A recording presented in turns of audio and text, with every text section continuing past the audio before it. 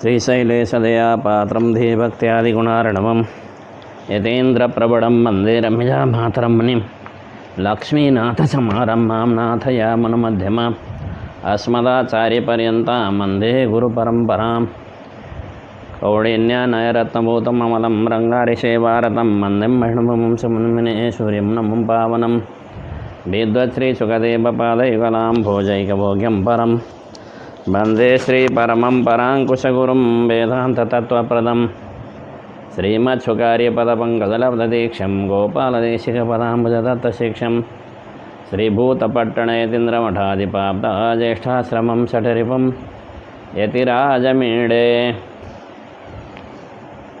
लोकाचार्याय गुरवे कृष्णपादस्य शूनवे संसारभोगिसन्दष्ट जीवजीवातवे नमः। अखिल हेय प्रत्यनीक कल्याणैकताना श्वेतर समस्त वस्तु विलक्षणानंत ज्ञानानंदैक स्वरूप परब्रह्म परमात्मा परम पुरुषोत्तम भक्तमानसा कल्पतरु तड़ित विनिंदक पीतांबरधारी अखिल जगदुदय विभय लीला श्रीभू नीला नायक श्रीमन्नारायण भगवान के दिव्य श्री चरणारविंद में साष्टांग दंडवत करते हुए श्रीमद् वेदमार्ग प्रतिष्ठापनाचार्यो भय वेदांत प्रवर्तकाचार्य समदमादि गुणगण समलंकृत आसेतु सीताचल पवित्रकृत कृतिमाला विभूषित स्वाचार्य चरण श्री जीयर स्वामी जी का स्वामी जी के श्री चरणारविंद में साष्टांग दंडवत करते हुए और भी पूर्वोक्त गुण विशिष्ट संपूर्ण आचार्य वृंद के श्री चरणारविंद में साष्टांग दंडवत करते हुए यह अकिंचन भगवान के गुणानुवाद करने के लिए उद्यत हो रहा है। परात्पर निखिलेश परब्रह्म परमात्मा श्रीमन्नारायण की निर्हेतु की कृपा से जीव को मानव शरीर प्राप्त होता है। जिस समय में मानव शरीर प्राप्त हुआ हो उस समय में जीवात्मा को बहुत कुछ जान लेना चाहिए, सुन लेना चाहिए। इनमें से अवश्य तत्वहित पुरुषार्थ को जान लेना चाहिए, ऐसा ज्ञानियों का कहना है। तत्वहित पुरुषार्थ बताने के लिए साक्षात लोकाचार्य स्वामी जी ने तत्वत्रय नाम के ग्रंथ के माध्यम से सरल तरीका से बताया है। और इसी विषय को बताते हुए हम लोग चित्त प्रकरण के विषय में बताया गया और अचित प्रकरण के विषय में भी अभी बता रहे हैं। कल के प्रसंग में स्पर्श तन्मात्रादि भूतादि स्पर्श तन्मात्रम शब्द तन्मात्रा भूतादि से जो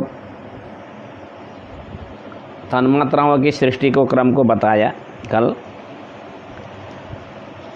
अब यहाँ पर हम लोग को क्या समझना चाहिए, तन्मात्रा जो है जन्म देने वाले होते हैं और भूत जो है जन्म लेने वाले होते हैं, ऐसा समझ लेना चाहिए। स्पर्श तन्मात्रा आदि चार तन्मात्रा आकाश आदि चार तन्मात्रा के कार्य हैं, ऐसा बताते हैं।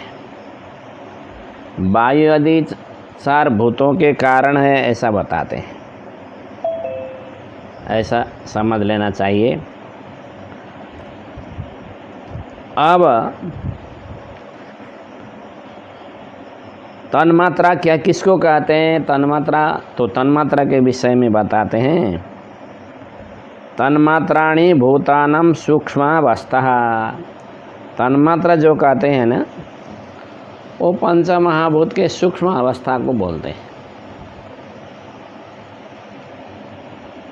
तस्मिन् तन्मिस्तु तन्मात्रं तेन तन्मात्रता स्मृता तन्मात्राणि अविशेषाणि अविशेषा ततो हिते न शांता नापि घोरास्ते न मूढ़ा सा विशेषिणः।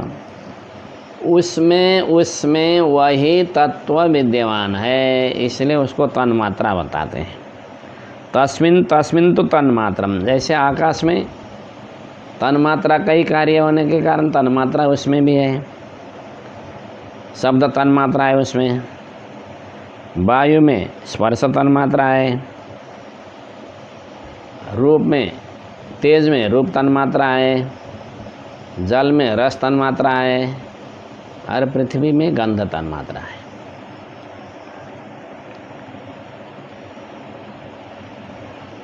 तन्मात्रा जो होते हैं ना वो अविशेष होते हैं, उनके विशेष रूप दिखाई नहीं पड़ता, इसलिए उनको अविशेष बोलते हैं। उसमें विशेष कुछ नहीं दिखाई पड़ता है। शांत स्वरूप भी नहीं है, घोर रूप भी नहीं है, मूढ़ भी नहीं है कि 5 महाभूत कोई शांत स्वरूप वाले हैं, कोई घोर स्वरूप वाले हैं, कोई मूढ़ स्वरूप वाले हैं। उसमें कोई कुछ नहीं होते। शांत उसको बोलते हैं जिसके द्वारा अनुकूल का अनुभूति होता हो, अनुकूल का अनुभव हो, अर्थात सुख का अनुभव हो, उसको शांत बोलते हैं। अनुकूल रूप से जानना ही शांति बोलते हैं। जैसे किसी को शांति हो रहा है ऐसा कहने का मतलब उसको सुख मिल रहा है ऐसा मालूम होता है ना। इसलिए शांत का मतलब है उसमें कोई कष्ट नहीं है। अनुकूल का अर्थ होता है सुख, उसको सुख प्राप्त हो रहा है, सुख देने वाले को शांत रूप कहते हैं। घोर कहते हैं प्रतिकूल को देने वाले, कष्ट को देने वाले जो होते हैं उनको घोर को कहते हैं। और उदासी कहते हैं जिसमें अनुकूल भी नहीं हो प्रतिकूल भी नहीं हो, तटस्थ बोलते हैं ना। इस तरह के तन्मात्रा में नहीं है, केवल पंच महाभूत में ही है।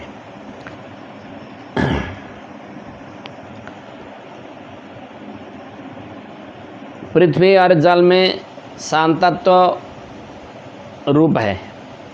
पृथ्वी जल अनुकूल रूप से ही रहते हैं,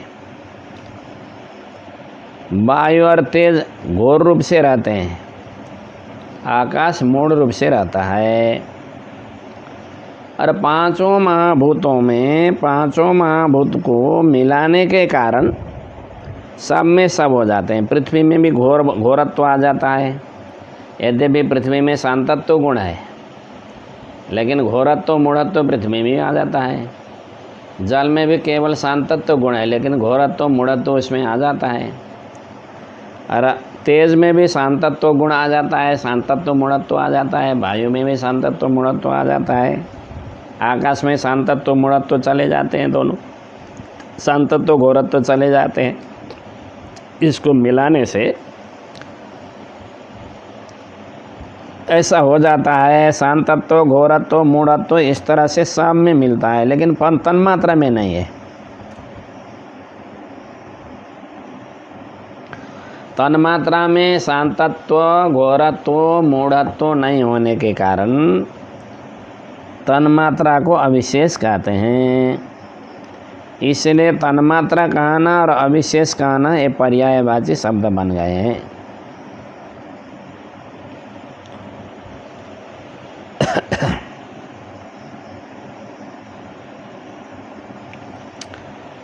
अन्याभ्याम अहंकाराभ्याम स्वकार्य जनने राजस अहंकार सहकारी भवति। तामस अहंकार और वैकारिक नाम का जो सात्विक अहंकार अपने कार्य उत्पत्ति करने के लिए जब उद्यत होते हैं, लग जाते हैं, तो राजस अहंकार सहयोग प्रदान करता है।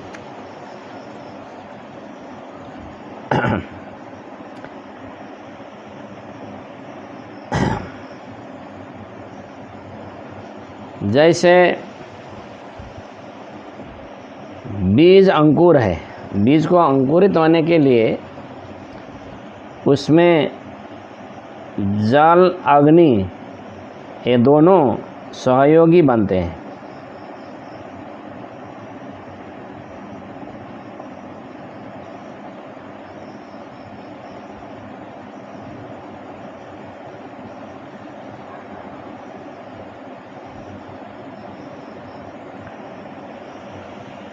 बीज को अंकुरित होने के लिए जिस तरह से जल आवश्यक है, अग्नि जलने के लिए जिस तरह से वायु आवश्यक है, इसी तरह से वैकारिक नाम के सात्विक अहंकार से इंद्रियां और इंद्रियों के देवता को उत्पत्ति होने के समय में राजस अहंकार सहयोगी बनता है। भूतादि नाम के तामस अहंकार से पंच तन्मात्रा और पंच महाभूत आदि उत्पत्ति के क्रम में, उत्पत्ति के समय में राजस अहंकार सहयोग करता है, ऐसा समझ लेना चाहिए।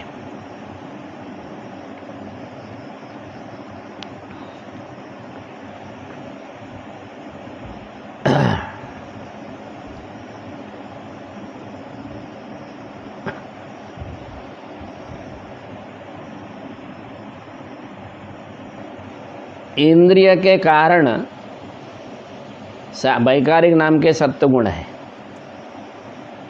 रजोगुण का कार्य क्या है? किसी को प्रवृत्ति कराना कार्य है ना उसका। तो रजोगुण सहयोग देता है तो फिर सात्विक अहंकार प्रवृत्ति हो जाता है और इंद्रियां और इंद्रिय के देवता उत्पत्ति होते हैं। भूतादि तामस अहंकार से तन्मात्राओं के सृष्टि के क्रम में राजस अहंकार प्रेरणा देता है, सहयोग प्रदान करता है, ऐसे वहाँ से इत्यादि उत्पत्ति होते हैं, ऐसा बताते हैं पूर्वाचार्य। सात्विक अहंकार शब्द तन्मात्रादि पंचकम सहकारी आसाद्य श्रोत्रादि ज्ञानेन्द्रियाणि पंच सृजति। अब देखिए, सृष्टि का क्रम थोड़ा समझना आवश्यक है और उसको समझने के लिए थोड़ा समय भी लगेगा। आप लोग चिंता मत कीजिए, मैं प्रत्येक समय प्रत्येक दिन का वीडियो डाल रहा हूँ। इस वीडियो को भी आप बारंबार देखते रहिएगा, जिसके द्वारा आपको स्मरण करने के लिए सहयोग हो जाएगा। सात्विक अहंकार जब शब्द तन्मात्रा आदि पांचों को लेकर के इनके सहयोग से श्रोत्रादि ज्ञानेंद्रिय को सृष्टि करता है। जैसे मान लीजिए सात्विक अहंकार वैकारिक नाम का है, उसको श्रोत्रेंद्रिय सृष्टि करना है तो शब्द तन्मात्रा के सहयोग से श्रोत्रेंद्रिय सृष्टि करता है सात्विक अहंकार। स्पर्श तन्मात्रा के सहयोग से त्वचेंद्रिय को सृष्टि करता है। रूप तन्मात्रा के सहयोग से चक्षु इंद्रिय को सृष्टि करता है। रस तन्मात्रा के सहयोग से रसना इंद्रिय को सृष्टि करता है, रसन इंद्रिय को। और गंध तन्मात्रा के सहयोग से घ्राणेन्द्रिय को सृष्टि करता है। और कर्मेंद्रिय के सृष्टि के समय में ज्ञानेंद्रिय के सहयोग से कर्मेंद्रिय को सृष्टि करता है। तानि सहकार्याणि आसाद्य श्रोत्र त्वचा चक्षु रसना घ्राण इनके सहयोग को लेकर के वाणी पाणी पाद पायु अवस्था उपस्थ ये 5 इंद्रियों को सृष्टि करता है। किसी के सहयोग के बिना ही मन को सृष्टि करता है। इस तरह से सृष्टि का क्रम चलता रहता है, आगे बढ़ता है।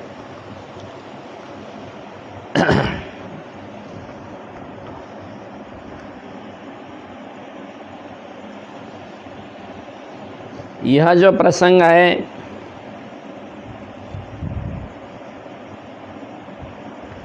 विष्णु पुराण के व्याख्या में इंद्रिय के सृष्टि के क्रम में बताया है।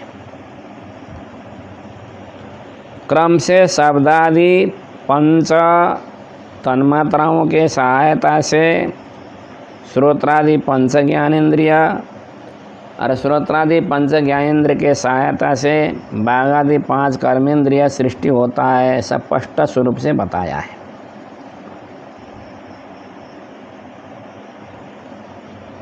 यहाँ तक इंद्रिय और इंद्रिय के देवता सृष्टि हो चुके हैं। इधर पंच महाभूतों का सृष्टि भी हो चुका है। अब यहाँ पर एक संदेह है, उस संदेह को निवृत्ति करके आगे बढ़ेंगे। किसी किसी सिद्धांत में कोई आचार्य क्या कहते हैं, इंद्रियेषु कानिचित भूत कार्याणि भवन्ति। नाना इंद्रिय तो पंच महाभूत से सृष्टि होते हैं, ऐसा बताते हैं। तो पंच महाभूत से इंद्रिय का सृष्टि कहीं नहीं है, वो शास्त्र विरुद्ध है। महाभूत क्या करते हैं, इंद्रियों को बढ़ाते हैं, बढ़ाने के लिए सहयोग प्रदान करते हैं।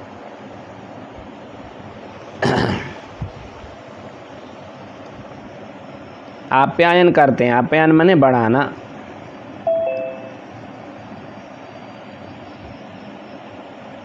क्योंकि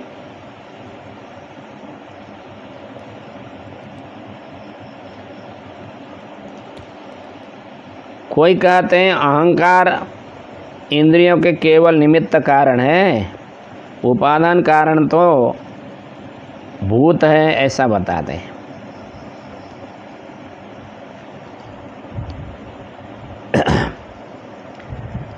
क्योंकि शास्त्र में भी इसी तरह के कोई प्रमाण मिलते हैं। अन्नमयम हि सौम्य मनः, आपोमयः प्राणः, तेजोमयी वाक् इत्यादि वेदांत में भी बताया है।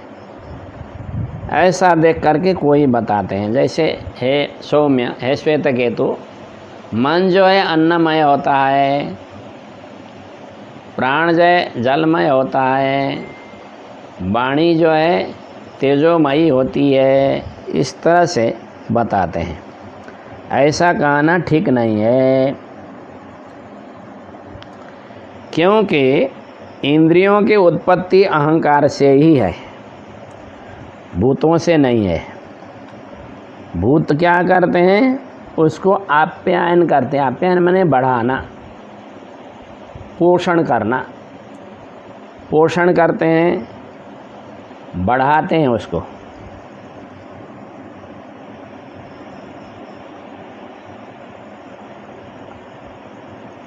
पुराणादि शास्त्र में बताया है, एकादशम मनश्चात्र देवा वैकारिका स्मृति इत्यादि में सात्विक अहंकार से ही एकादश इंद्रियों की सृष्टि बताई गई है। इसलिए अन्नमय में सौम्य मन का तात्पर्य क्या है, हम लोग अन्न जिस तरह का सेवन करते हैं, हमारे मन में उसी तरह का संस्कार बनता है, इसलिए वो आप्यायन के लिए है। हम जिस तरह के पानी को पीते हैं, उसी तरह के हमारे प्राण आप्यायन होते हैं उसके द्वारा। और हम जिस तरह से तेजस पदार्थ खाते हैं, उसी तरह से हमारे वाणी में ओज आता है, ऐसा समझ लेना चाहिए। जैसे हम लोग शुद्ध दही दूध घी खाएंगे तो बोलने में ताकत आ जाता है, बोल पाते हैं उस समय में, क्योंकि उससे शरीर में एनर्जी बढ़ता है। एनर्जी बढ़ने के कारण बोलने में सरल होता है, तो जोर से बोल पाते हैं तेजस पदार्थ के सेवन से। अन्न के सेवन से मन बढ़ता है, अन्न का असर मन में पड़ता है, ऐसा समझ लेना चाहिए। अब यहाँ पर पंचीकरण का प्रक्रिया आ रहा है। एतेषां मेलनम बिना कार्य करत्व अभावात्, ये पांचों महाभूतों को परस्पर में मिलाए बिना कोई भी कार्य नहीं होने के कारण इसको भगवान मिलाते हैं। जैसे मान लीजिए कोई दीवार बनाने वाला व्यक्ति बालू, पानी, सीमेंट, ईंट मिला करके दीवार बनाता है ना, ये चार में से एक भी नहीं हो तो दीवार नहीं बनता। ईंट भी होना ज़रूरी है, बालू भी होना ज़रूरी है, सीमेंट भी होना ज़रूरी है, और पानी भी होना ज़रूरी है ना। तो जैसे चार वस्तु नहीं हो तो दीवार नहीं बनता, इसी तरह से इन महाभूतों को परस्पर में मिलाए बिना सृष्टि नहीं हो पाती। इसलिए सृष्टि को आगे बढ़ाने के लिए भगवान इनको पंचीकरण करते हैं। पंचीकरण का मतलब है उनको परस्पर में मिलाना। पांचों में पांचों को मिलाना, इसको पंचीकरण करते हैं। अब थोड़ा आप लोग पंचीकरण के विषय को समझ लीजिए। जैसे मान लीजिए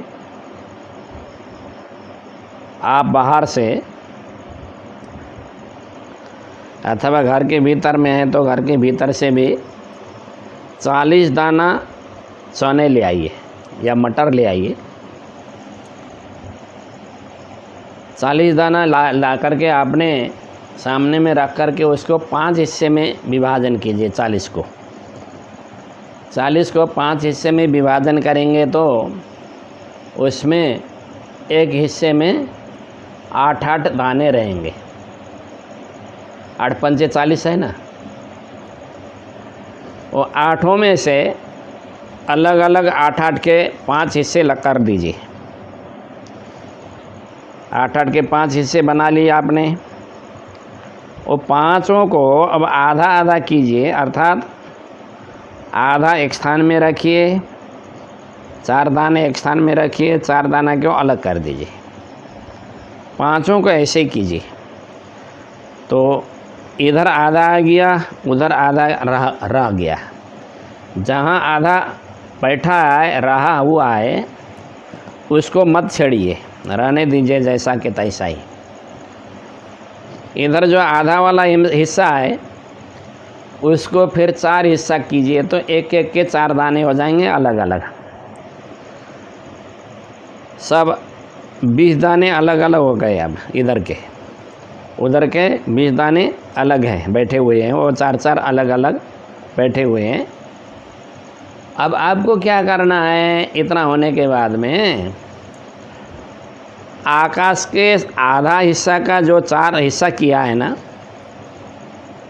4 दाना बना लिया है आकाश के आधा हिस्सा को। आधा हिस्सा तो अपने पास में ही है, वो बैठा हुआ है। वो 4 हिस्से को आकाश को छोड़ करके वायु, तेज, जल, पृथ्वी में मिलाइए। इस तरह से आकाश का आधा हिस्सा आकाश के पास में है, एक हिस्सा आकाश का वायु में आ गया, एक हिस्सा तेज में आ गया, एक हिस्सा जल में आ गया, एक हिस्सा पृथ्वी में आ गया, है ना। 4 हिस्सा आकाश के स्थान में है, एक एक हिस्सा ये 4 में मिल गए। अब वायु का जो आधा है उसको वहीं रहने दीजिए, आधा हिस्सा को 4 बना लीजिए और वायु के 4 हिस्से को एक एक हिस्सा वायु को छोड़ करके दूसरे में मिलाइए। अर्थात एक हिस्सा आकाश में मिलाइए, एक हिस्सा तेज में मिलाइए, एक हिस्सा जल में मिलाइए, एक हिस्सा पृथ्वी में मिलाइए। ऐसा करने से जल के सब भूत में आधा तेज, वायु का आधा हिस्सा तो वायु के पास में है, लेकिन आधा हिस्सा जो 4 हिस्सा करके एक एक हिस्सा सब भूत में चला गया। आकाश में एक हिस्सा चला गया, तेज में एक हिस्सा चला गया, जल में एक हिस्सा चला गया, पृथ्वी में एक हिस्सा चला गया। अब तेज को 8 में से जो 4 तो आपने अलग करके रख दिया है, 4 को फिर 4 हिस्सा कीजिए और तेज में छोड़ करके दूसरे में मिलाइए। अपने हिस्सा में वो भाग किया हुआ 4 हिस्सा नहीं मिलाना है, दूसरे में मिलाना है। आकाश में एक हिस्सा मिला लीजिए तेज का, वायु में एक हिस्सा मिला लीजिए, जल में एक हिस्सा मिला लीजिए, पृथ्वी में एक हिस्सा मिला लीजिए। अब इसमें आकाश में भी तेज गया, वायु में भी गया, जल में भी गया, पृथ्वी में भी गया।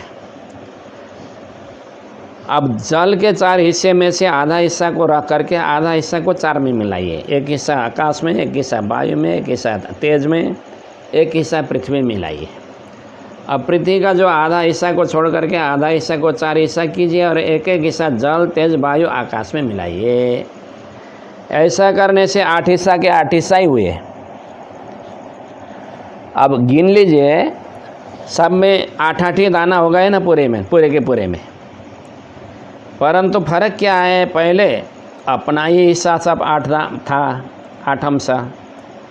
अभी 4 अंश ही अपना है, 4 अंश दूसरे भूतों का है। एक अंश आकाश का है, माने वायु का है, एक अंश तेज का है, एक अंश जल का है, एक अंश पृथ्वी का है आकाश में। तो आकाश में 4 हिस्सा आकाश का हुआ, 4 हिस्सा वायु, तेज, जल, पृथ्वी का हुआ। इसी तरह से वायु में 4 हिस्सा वायु का हुआ और एक एक हिस्सा आकाश, तेज, जल, पृथ्वी का हुआ। तेज में भी आधा 4 हिस्सा तेज का हुआ, आधा 4 हिस्सा आकाश, वायु, जल, पृथ्वी का हुआ। जल में भी आधा हिस्सा जल का हुआ, आधा हिस्सा जो है आकाश, वायु, तेज, पृथ्वी का हुआ। पृथ्वी में भी आधा 4 हिस्सा पृथ्वी का है और 4 हिस्सा वायु, आकाश, तेज, जल का है। समझ गए ना? तो पूरे के पूरे 5 भूतों में 5 भूतों का मिश्रण हो गया। इस तरह से सब मिल गए, एकत्रित हो गए। अब इसको मिला करके भगवान क्या करते हैं, 5 महाभूत को जैसे हमारे सीमेंट को बनाते हैं उसी तरह से एक स्थान में मिला करके एक द्रव्य बना करके उससे ब्रह्मांड का रचना करते हैं भगवान। पूरा विश्व ब्रह्मांड का रचना इस तरह से कर लेते हैं। समेत्यान्योन्य संयोगम परस्पर समाश्रयाः एक संगात लक्ष्याश्च संप्राप्यैकम् अशेषतः मादादि विशेषान्तः ह्यण्डमुत्पादयन्ति ते। इस तरह से महर्षियों ने भी कहा है। समेत्य अन्योन्य माने परस्पर में 5 महाभूत संयोग को प्राप्त करके उसके आधार में वह, उसके आधार में वह, उसके आधार में वह ऐसे बैठते हुए उसको एक द्रव्य बना करके महतत्व से लेकर के विशेषांत के पदार्थों से, माने पृथ्वी के महतत्व से लेकर के पृथ्वी तक के पदार्थ से ब्रह्मांड की रचना इस तरह से होती है। अब कहीं कहीं केवल त्रिविध करण का ही ऐसा प्रसंग आता है। जैसे यह प्रसंग जो है तैत्तिरीयोपनिषद के हिसाब से है। एतस्मात् आकाश आत्मनः आकाश संभूतः आकाशाद् वायुः वायोरग्निः अग्ने आपः अद्भ्य पृथ्वी। यह क्रम तैत्तिरीयोपनिषद के क्रम का है। अब छांदोग्य में सृष्टि का क्रम कुछ भिन्न तरीका से बताया हुआ है। अंतः मीमास्तिस्रो देवता अनेन जीवेन आत्मनानुप्रवेश्य नाम रूपे व्याकरवाणी। इस तरह से बताया है। मैं पृथ्वी, तेज, जल को, इनको ही 3 देवता बताया है। त्रिविध करके तीनों को परस्पर में मिला करके अनेन जीवेना जीवात्मा के अंतर्यामी होता हुआ प्रत्येक शरीर निर्माण करके भूतों से उसके भीतर में जीवात्मा को बैठा करके नाम से, रूप से बताए जाने वाले बनाऊंगा। रूप माने ये जो दिखाई पड़ता है ना, इसको रूप, शरीर को रूप बोलते हैं।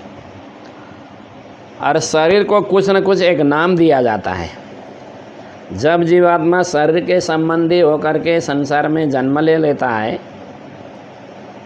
माता जी के गर्भ से, तो 11वें दिन के दिन अथवा कहीं कहीं 12 दिन में भी करते हैं, उसके नामकरण किया जाता है, उसको नाम धरा जाता है। नाम रख दिया जाता है। नाम पहले से ही है, क्योंकि नाम तो 27 नक्षत्र के प्रत्येक नक्षत्र के 4-4 चरण के हिसाब से 108 अक्षर से ही नाम बोला जाएगा। विश्व में जितने भी प्राणी हैं इनने 108 अक्षर से ही नाम रखा जाता है, इसलिए नाम पहले से निश्चित है।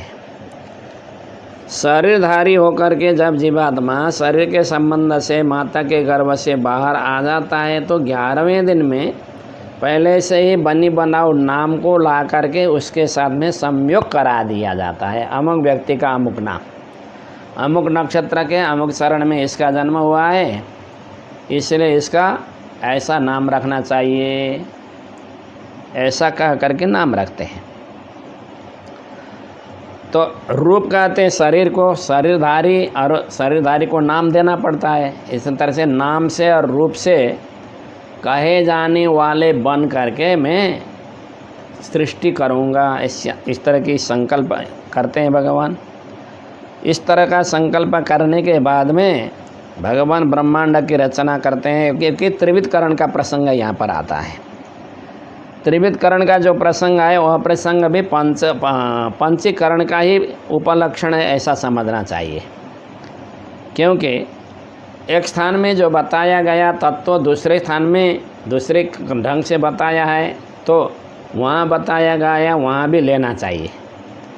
तैत्तिरीयोपनिषद में बताया क्रम को छांदोग्य में लेना चाहिए, इसलिए यहाँ भी पंचीकरण को ही समझ लेना चाहिए।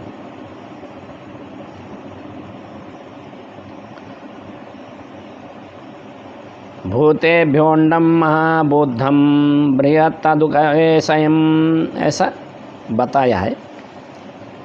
इस तरह से ब्रह्मांड की रचना करने के बाद में भगवान क्या करते हैं, तो ब्रह्मांड के रचना के बाद में ब्रह्मांड के नीचे जा कर के गर्तोद्गत में भगवान सो जाते हैं। शेष जी को सैया बना करके शेष सैया में भगवान सो जाते हैं। शेष सैया में सोने के बाद में जब भगवान के सृष्टि की इच्छा होती है तो भगवान के नाभि कमल से कमल उत्पत्ति हो जाता है। कमल में ब्रह्मा जी उत्पत्ति होते हैं। उस ब्रह्मांड के भीतर में इस तरह से भगवान ब्रह्मांड के रचना करने के बाद में वहाँ पर चतुर्मुख ब्रह्मा जी का सृष्टि करते हैं। ब्रह्मांड को रचना करना, ब्रह्मांड के रचना करने वाले जो कारण वस्तु है पंचमहाभूत, महतत्व, अहंकार आदि, ये स्वयं भगवान सृष्टि करते हैं। ब्रह्मांड के भीतर के जितने भी वस्तु हैं उनको सृष्टि करते समय किसी न किसी जीवात्मा के अंतर्यामी बन करके भगवान सृष्टि करते हैं। चतुर्मुख ब्रह्मा जी को बद्धात्मा समष्टि बोलते हैं, अर्थात इस ब्रह्मांड में, जिस ब्रह्मांड में हम लोग रहे हुए हैं, इस ब्रह्मांड में रहने वाले जितने भी प्राणी हैं, संपूर्ण प्राणी ब्रह्मा जी के शरीर से ही जन्म लेते हैं।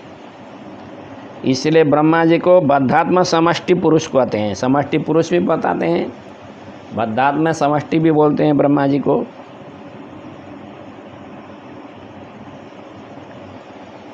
तो ब्रह्मा जी को माध्यम बना करके इस ब्रह्मांड के भीतर में जो जीवात्मा होते हैं उनको ब्रह्मा जी के अंतर्यामी बन करके भगवान सृष्टि करते हैं।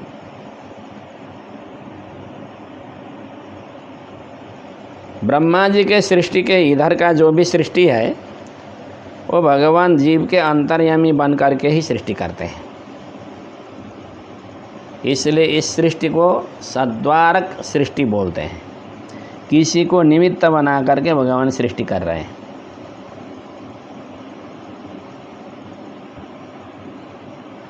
समष्टि सृष्टि में स्वयं भगवान सृष्टि कर रहे हैं। व्यष्टि सृष्टि में किसी को निमित्त बना करके सृष्टि कर रहे हैं। अद्वारिक सृष्टि भगवान स्वयं कर रहे हैं। सद्वारक सृष्टि किसी को निमित्त बना करके भगवान कर रहे हैं।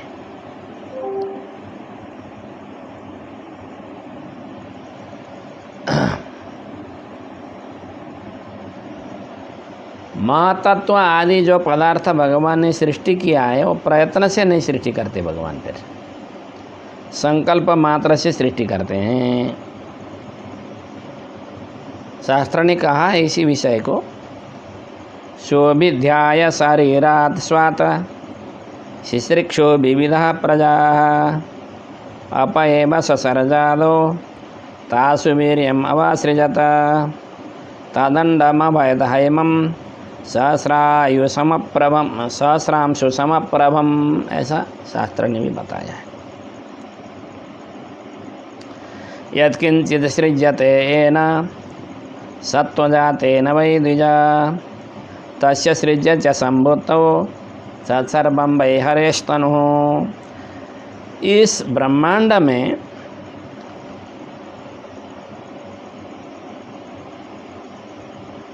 संपूर्ण सृष्टि करने वाले जीवात्मा के अंतर्यामी भवकर रहने वाले जो भगवान है, संपूर्ण कार्य जो सृष्टि करते हैं, सृष्टि करते समय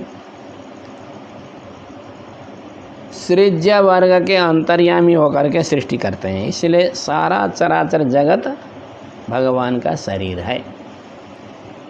सारा चराचर जगत में भगवान व्याप्त होकर के बैठे हुए हैं। जो सृज्य वर्ग है वो भी भगवान है, ऐसा समझ लेना चाहिए।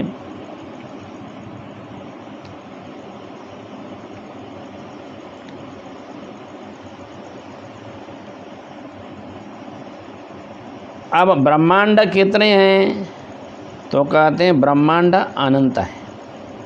हम लोग ब्रह्मांड को गिन नहीं पाते, उसकी संख्या नहीं कर पाते। अंडानी च अनेकानि, ब्रह्मांड अनेक हैं। 14 लोकयुक्तानि, प्रत्येक ब्रह्मांड में 14 लोक रहते हैं। हम लोग जिस भूमि में बैठे हैं यहाँ से नीचे 7 लोक हैं, और हम लोग जिस भूमि में रहते हैं यहाँ से ऊपर 6 लोक हैं, और हम जिसमें रहते हैं उसको मिला करके 7 हो जाते हैं। तो ऊपर वाले 7 हो गए, नीचे वाले 7 हो गए, कुल मिला करके 14 हुए ना।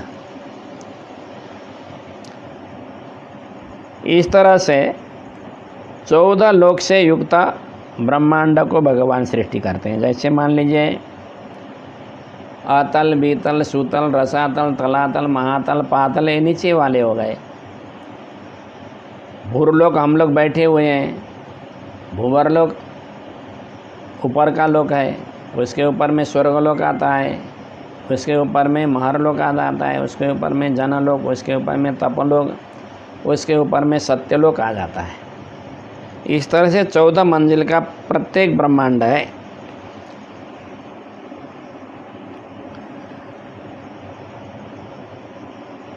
और प्रत्येक ब्रह्मांड को बाहर से अपने से 10 गुना ज़्यादा संख्या वाला 7 आवरण ने घेर रखा है। जल का आवरण, तेज का आवरण, वायु का आवरण, आकाश का आवरण, अहंकार का आवरण, महातत्व का आवरण और प्रकृति का आवरण, ये 7 आवरण ने बाहर से घेर रखा है।